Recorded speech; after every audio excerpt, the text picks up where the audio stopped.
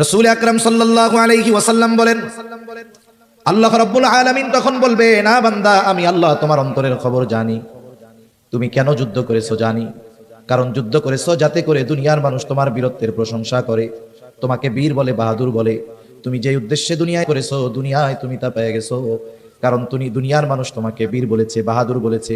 সুতরাং আজকে আমি আল্লাহর তরফ থেকে তোমার জন্য কিছু নাই, তুমি চলে যাও, তোমার ঠিকানা হলো জাহান্নাম।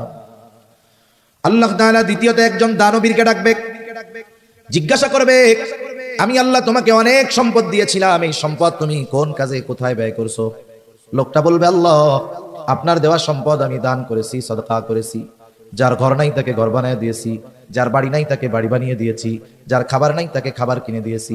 আল্লাহ তাআলা বলবে, বান্দা, কেন তুমি এই দান সদকা গুলো করেছো? লোকটা বলবে, আল্লাহ, এগুলো আমি আপনার সন্তুষ্টির জন্য করেছি।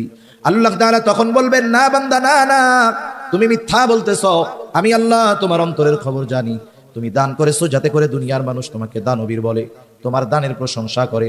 তুমি যে উদ্দেশ্যে দান করেছো দুনিয়ায় তুমি তা পেয়ে গেছো। দুনিয়ার মানুষ তোমাকে দানবীর বলেছে, দুনিয়ার মানুষ তোমাকে গরিবের বন্ধু বলেছে। সুতরাং আজকে আমি আল্লাহর তরফ থেকে তোমার জন্য কিছু নাই, তুমি চলে যাও, তোমার ঠিকানা হলো চিরস্থায়ী জাহান্নাম। তৃতীয়তে একজন আলেম অথবা কারিকে ডাকবেন।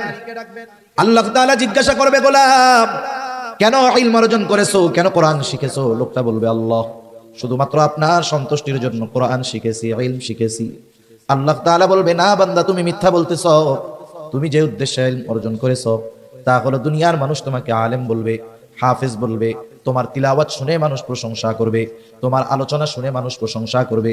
তুমি মানুষের প্রশংসার জন্য আলেম হয়েছো, কোরআন শিখেছো। তুমি দুনিয়ায় তো তা পাইয়াই গেছো। কারণ দুনিয়ার মানুষ তোমার কথার প্রশংসা করেছে, তোমার ওয়াজের প্রশংসা করেছে, তোমার তিলাওয়াতের প্রশংসা করেছে। সুতরাং আজকে আমি আল্লাহর তরফ থেকে তোমার জন্য কিছু নাই, তুমি চলে যাও, তোমার ঠিকানা হলো চিরস্থায়ী জাহান্নাম।